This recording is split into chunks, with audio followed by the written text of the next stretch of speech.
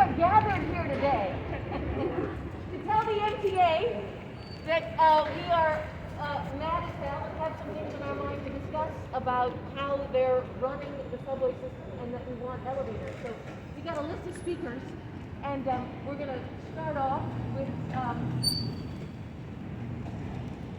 where's Eddie? Eddie Hughes from 1180 CWA. We'd love to have you kick us off. Woo! Yay.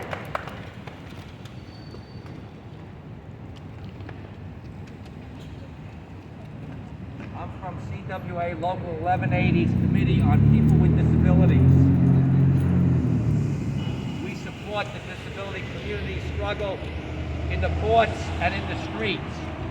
We demand a legally binding agreement to build enough elevators and ramps to make the subways 100% accessible 100%. for all people with mobility and other disabilities and comply with the Americans with Disability Act. The COVID-19 pandemic is not an excuse for the MTA to install enough elevators and ramps for every subway station. As public sector workers, we say it's not acceptable in the great city of New York for less than 20% of the New York subway system stations and lines to have elevators, the lowest of any major U.S. city. Elevators are needed by New Yorkers with disabilities, parents of small children like Malaysia Goodson, who was killed trying to transport them in baby carriages, and seniors, including many of our active and retired members. More than 90% of our union members are women, and more than 90% are people of color. Just as our union is fighting against violations of the 1963 Equal Pay Act and the 1964 Civil Rights Act, in which our members who are women and people of color are paid much less than white males for doing the same work, we also oppose any discrimination against people with disabilities. Over the past quarter century, the MTA has built elevators at the rate of only 4 per year. At this rate, it would take another 100 years for all the subway lines and stations to have elevators.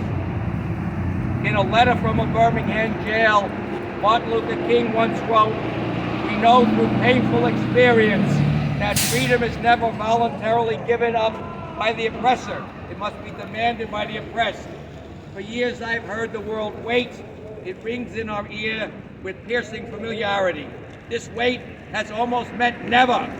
We must come to see that justice too long delayed is justice denied. Justice denied. Let's work together to find a way to build enough elevators and ramps to make all New York City subways and subway lines accessible.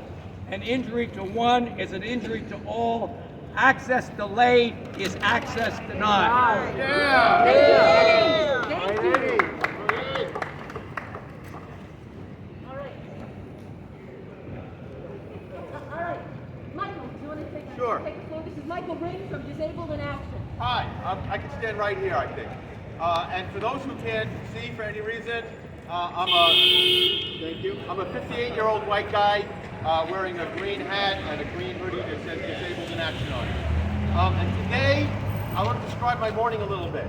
I had a really good day. I took the train here. I took the subway from Grand Army Plaza in Park Slope.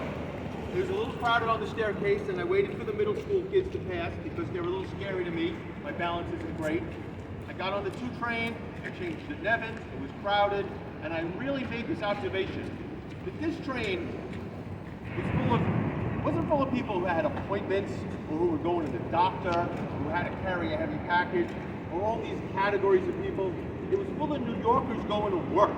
It was full of people who do this 5 days a week, twice a day, back and forth to work. They were on their way to be productive New Yorkers, and they were going to New York. And this train was missing people who see staircases as a barrier. They're a little bit of a barrier for me, and I'm very hypersensitive to it. But people who need an elevator or a ramp are excluded from going to work. In about an hour, we're going to go upstairs where we get our 2 minutes to go yell at the government. It's the 20th story. Everyone's going to take the elevator. No one's going to think about it. Everyone gets to go to work because there's a functioning elevator. We can't wait another 100 years for there to be elevators at every station that can be counted on. It's a joke that they think 25% of undependable elevators is something we should be happy about. And Access-a-Ride is not the solution. It's unsustainable, and no one really knows when they want to come and go to work every day. That is the end of my rant for now. Thank you, Michael. All right, next up, Jessica Murray from. Are you ready to jump in? Elevator action. I don't really have much to say other than we're tired of MTA stalling on lawsuits. There are 4 lawsuits in the courts right now that they are battling behind the scenes while they publicly say that they support system-wide accessibility and are committed to doing it. Those two things don't square with each other. And they need to decide one lane, pick it, and go with it. That's all I have to say. Yeah. Thank you, All right, Jessica. Jeff. Settle the case. Settle the lawsuit. Settle the Settle the case. Settle the case. Settle the case. Settle the case. Put it in writing. Put it in writing. Yes. Next up, we have Caitlin here from Riders Alliance. Hey everyone, so happy to be here with you today. Elevators are what makes our subway system accessible for everyone, and when we don't have elevators, when our elevators are broken and unacceptable, it shuts millions of people out of our public transit system every single day. It makes it impossible for seniors, for families to navigate the system. This is not a problem that just affects some of us. It is an issue that affects all New Yorkers who need to get around the city. All New Yorkers. Absolutely. And the MTA is not going to fix this problem with incremental change. It's time for the MTA to really meet the moment and to keep its promise. And we have a big opportunity to do this right now. We just received billions of dollars of federal funding through the infrastructure bill. Accessibility needs to be a top priority. Yes. We need to make sure that congestion pricing gets implemented as quickly as possible and that accessibility is a top priority. And we need to make sure that the MTA is spending its money on elevators and not on lawyers. Thank you. Thank you, Thank Caitlin. you. Next up, we've got Valerie Joseph from BCID. Good morning. My name is Valerie Joseph from Brooklyn Center. We are here today to hold the MTA accountable. They are liable for not making subway stations accessible to people like me and so many other New Yorkers. We have asked for accessibility stations. We have demanded accessible stations, and finally, we have sued for accessible stations. Now nearly 5 years have gone by since early 2017 from when we have filed our civil rights lawsuits against the MTA. It's 31 years after the ADA has passed. And yet, we are here now. No settlement, no long-term commitment from the MTA to make the subways accessible. This is absurd. As someone who uses Access-a-Ride and the subways, I'm tired of being an afterthought or not even thought of at all. It is unacceptable and immoral. It's wrong. Settle the lawsuits and settle them now. Thank you. Yes. Settle the lawsuits and settle them now. Settle the lawsuits. Settle them now. Next up, we've got Monica Bartley from Sydney. Good morning. My name is Monica Bartley, Community Outreach Organizer at the Center for Independence of the Disabled, New York.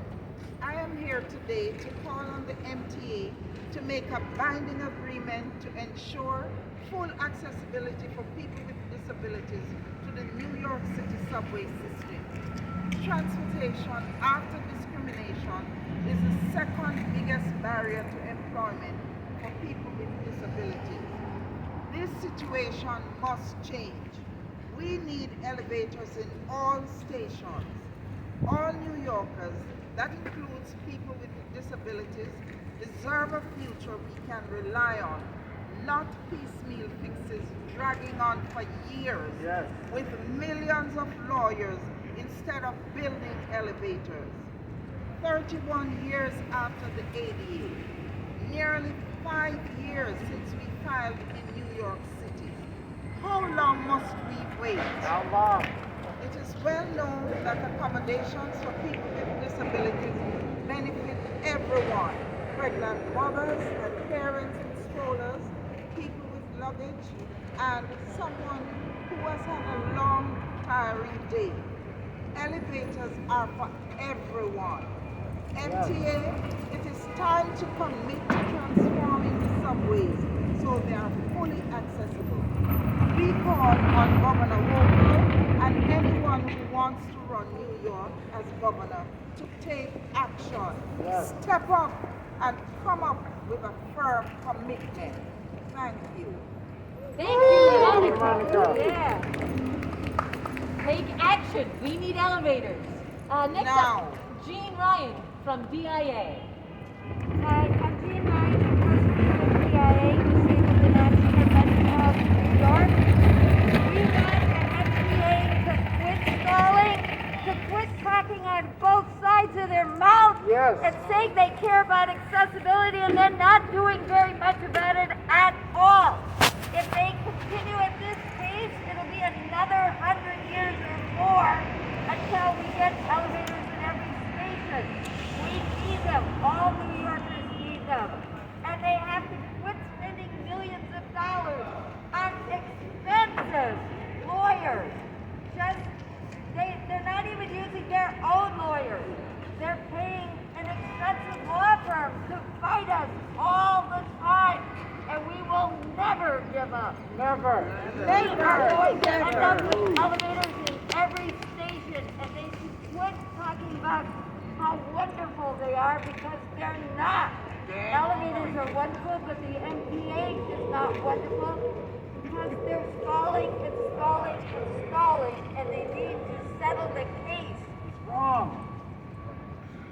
Right on. Thank you, Jean. Yes, Jean. What do we want? Elevators. When do we want them? Now. What do we want? Elevators. When do we want them? Now. What do we want? Elevators. When do we want them? Now. All right. Next up, Tony Murphy from the People's MTA. Okay, hi everybody. Hey, I've been here for a couple of years.